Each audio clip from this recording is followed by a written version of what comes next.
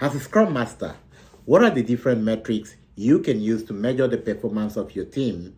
And subsequently, how can these metrics help you to coach your team more better?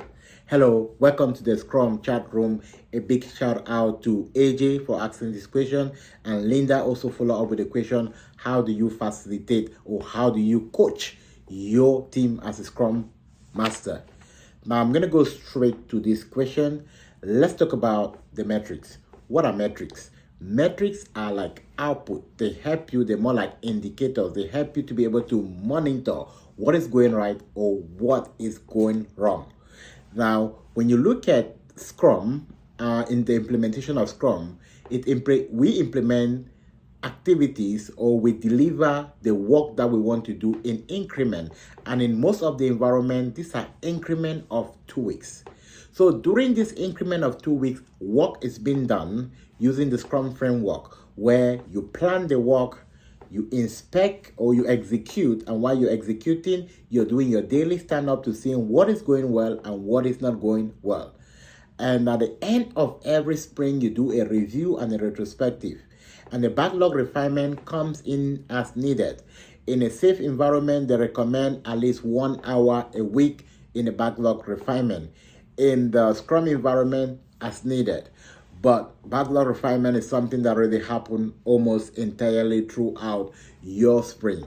So when you execute the sprint, the first thing you need to understand is that metrics are not something that you draw by your hand, or you need to go take a specific maybe pen to calculate what's my burn down chart, maybe pull out some metrics. No, they are generated automatically on Jira when you complete your sprint.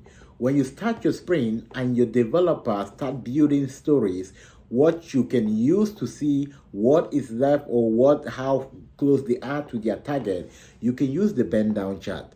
So the bend down chart help you to see what is the work that is left, or you use the bend up chart. The bend up chart helps you to see how close are you to your sprint goal. But one most important metric that you want to focus on a lot to see the general or overall performance of your team is the velocity chart. The velocity chart shows you what your team committed to and what they actually completed. So if your team committed to maybe 60 story point and only completed 35, you're going to see 2 bars, 60 and 35, right?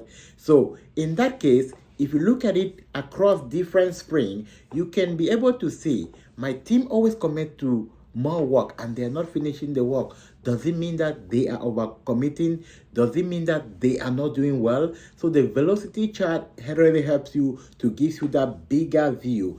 And let's say that your team started at the first spring, they were completing 50 story point per spring, and they kind of moved down to 40, and you see them really going down. It's an indication that you need to be able to find out what is going on, and you need to be able to know how to coach your team. Right now, we also have the spring report that is generated automatically, and the spring report gives you a bigger picture of how many stories were completed and how many stories were left uncompleted. But it also shows you what stories were completed that were just on the ready box and did not even move to the progress, what stories were in progress while you completed the sprint.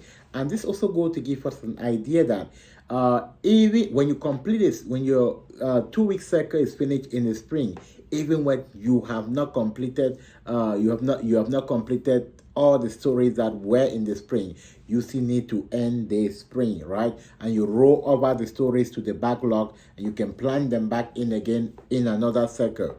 So how do you use the metrics to coach your team? The metrics show you if your team is doing bad or if your team is doing worse. So what you do is that, or what I do in my team most of the time, is that during our retrospective, I actually pull out some of these metrics and I show them, hey team, look, during our last 4 spring, this is how we've been performing. Maybe we might be really doing well, but if our graph are showing this way and an external evaluator come in, they might think we're not doing a good work.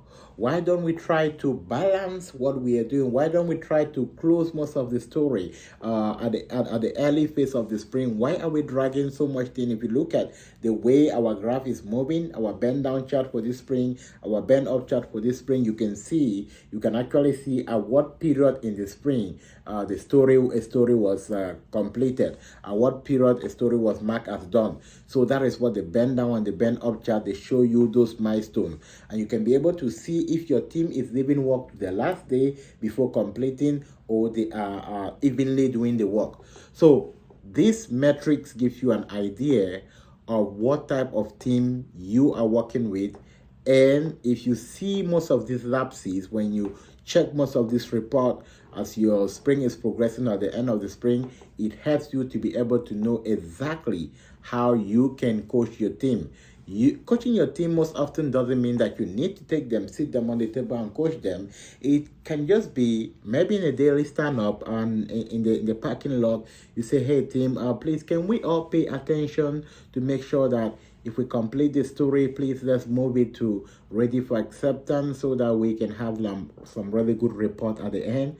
So it's just about reminding them on some of the constant stuff. Most often you don't have to put on a coach cap, right? Naturally, we are all coaches in advising people.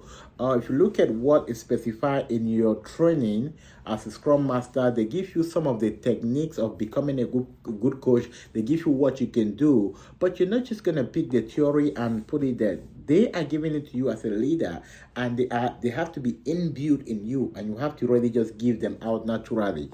And which is one of the reasons, pay very close attention to this. Many people, when they go on the interview, they are trying to be superhero. They are trying to defend everything. No, we don't know everything. And what I give you here, I give you my opinion based on my practice. And the reason why sometimes my approach might be different is because I've been in a coaching field for a very long time, right? So you cannot give what you don't have. You cannot pretend you know this when you don't know it. So which is why if you want to really build confidence, in order to present yourself, you need to spend the time to be able to build it. You need to spend the time to understand the different environment and how you can implement it. And which is the reason why one of the fastest way for you to be able to get to that position is to be an environment where there is continuous learning and you are challenging yourself. This is an environment where we create for all our students that are taking the SAFE certification with us, that are working through the interview with us, that are in the job, and we are helping them on how they can be able not just to get the job, but how to keep the job, and also how they can grow in their leadership journey. So I hope I did answer that question today. The Scrum, different metrics, and how you coach your team. All right, until another day, don't forget to hit the subscribe button, like, and if this video actually benefited you, share to someone.